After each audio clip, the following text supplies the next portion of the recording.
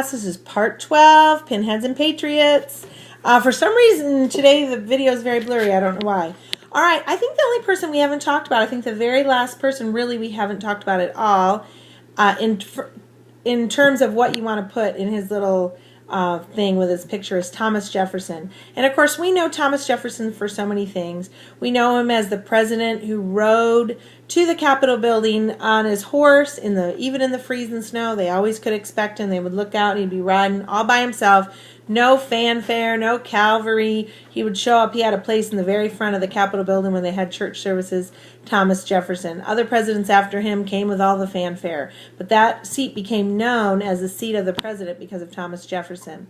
We know lots of things about him. We know that he was an anti-federalist. I know I always do this with my hands. He was an anti-federalist. I'm going to put it on here real quick. And we know that John Adams was a federalist, right? Anti-federalist means small government. I'm going to put that under there, small government, if you can read my writing. And we know that John Adams was a federalist, and that meant big government. All right, so Thomas Jefferson was very much into small government. So when he wrote a letter to a lady that was afraid that the government would interfere with what they were doing in their church and their Bible study, he was very clearly trying to assure her, look, the government is not going to be involved in religion. There's going to be a separation. He didn't use those words, but there's going to be, government is not going to be involved in church. I'm sorry, there was no separation or separation of church and state. He just said the government is not going to be involved in your affairs. Freedom of speech, freedom of religion, they spelled it out for us. All right, so here is Federalist big government. That was John Adams. Oh, I should put John Adams on there. And then you have anti-federalist Thomas Jefferson, okay?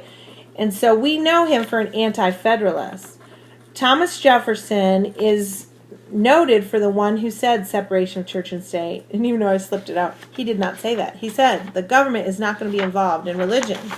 So you have federalist and anti-federalist. There was a reason he was anti-federalist against big government. Okay, from the anti-federalist party came the Northern Democrats and the Southern Democrats. Okay, I'm just going to put S Democrats. That is from the anti-federalist party, so it was actually, they all wanted smaller government. From the Northern Democrats party, it split off into Republicans and Northern Democrats. I probably should have had this ahead of time, huh? All right, so the Northern Democrats wanted, this is as a side note, but I think it's important to kind of put everything together. The Northern Democrats and the Southern Democrats both wanted slavery, even though they were offshoots of the Anti-Federalist Party. Let me explain this. Thomas Jefferson and the other guys, they died. The fathers died. And what happened then is you got sons and grandsons and whatever, and they just kind of lost their way.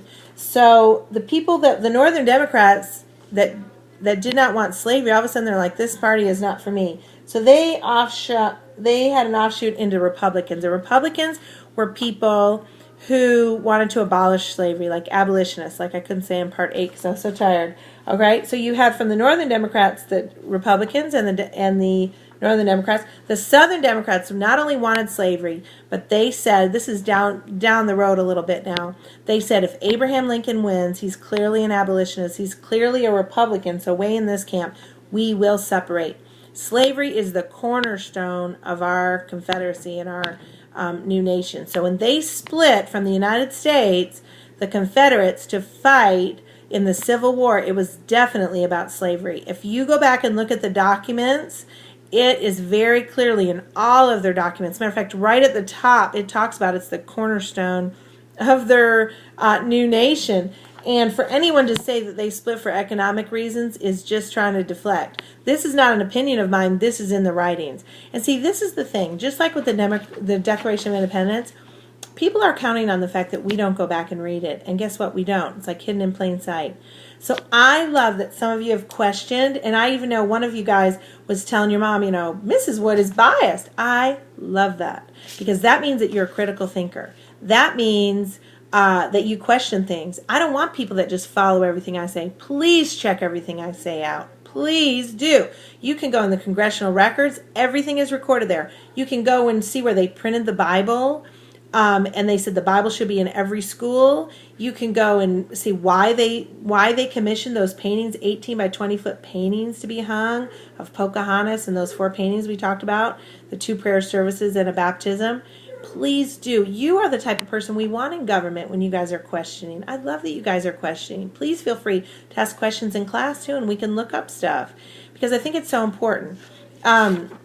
Matter of fact, if you guys want to, you can even look up the letter that Thomas Jefferson wrote to the woman and see that it says that it doesn't say separation of church and state. It just says we won't be getting in your business. But someone came along and said separation of church and state, separation of church and state, separation of church and state. Just like Samuel Adams and Paul Revere said, it was a massacre. It was a Boston massacre. It was a massacre. Well, to this day, if you ask most people my age, or if you asked me 10 years ago what the Boston massacre, we go, Boston massacre. Of course it was a massacre. We just take it for granted. Just like Greenland, I'm sure it's green. Iceland, I'm sure it's cold because of the name. So I love it. And I hear you guys are asking questions. I love it. I think everyone has a bias. It's true. I really try hard to say things sometimes detrimental to the conservatives too, because like it was wrong for us to use that as propaganda, the Boston Massacre. But it's true. We all have bias. Every newscaster has a bias. In the old days, they tried to present it one way. Nowadays, it's very biased. I do try to watch Fox News. I do feel like it's fair and balanced, even though it's very slammed. But it's more watched than all the other cable news networks put together times I don't know how many. So it's very watched. So before you kind of put down stuff like that too, just as an incidental Fox News or Rush or whatever, listen to them. Most people that put those people down are just listening to regurgitated information from someone else. I would never listen to someone who's a racist, so I would never listen to Rush if he was a racist. I just wouldn't. In fact, his call screener sometimes will say things I go, oh my gosh, and he's a black man who used to be a liberal who's now a conservative. He's the one, most people don't know that. Bo Snerdley, his call screener. He goes by Bo Snerdley because he doesn't say his name out loud because a lot of times the conservatives get audited. And he goes, I don't want to be audited.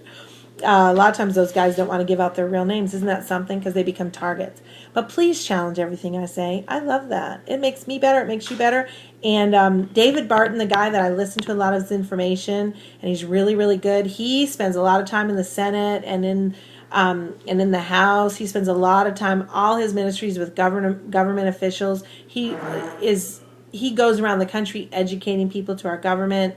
He has documents. He has original, like the push cards I told you about when people were hung, and the KKK, how it started. The KKK started right here from the Southern Democratic Party, and they wanted people to not vote Republican. So he has the actual push cards. He'll show you if you ever. I guess if you go on YouTube, you can find him. Sorry, but I've seen him on TV and stuff, and he'll show you the push cards, and there's white and black men on there, the Republicans. They wanted to annihilate the Republicans. It wasn't just black men.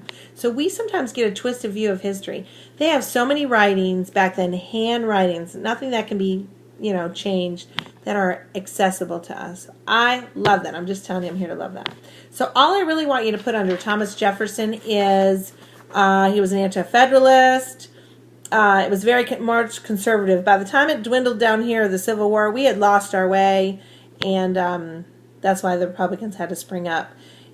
He was the one that was known for saying separation of church and state, even though he never said that, and his intention to the woman was to say that we will not get involved in your business. It was meant as a very comforting letter, not a separation of church and state letter. He was a president of the United States, of course, and very accomplished man. So, and remember, Thomas Jefferson and John Adams became friends, and John Adams was Federalist, Thomas Jefferson was Anti-Federalist, and it was Dr. Benjamin Rush who wrote to John Adams and said, you and Thomas Jefferson will be very good friends. You'll both be remembered in history well. There was 3 things. So very good friends, both be remembered in history well, and you will both die on the same day. And how apropos that they both died on, I know you guys know this, July 4th. On the same day, they did become very good friends. They wrote back and forth. First of all, presidents are part of such an elite club, you know. And I think it was very interesting. We really listened to the Lord back then, and we just kind of got away from it in other generations. All right, that's Thomas Jefferson. Your next video today is really going to be review. So I'm going to kind of do an overview of some things and review things. If you feel like you got a good grasp on everything, you might not even need to watch it. But we're just going to kind of review basics. And the next couple weeks are going to be review, just to kind of make sure you got a good foundation. You can watch it or listen to it while you are doing your lap books or filling in stuff. Sometimes it's just good to go over information. Okay? Have a great day.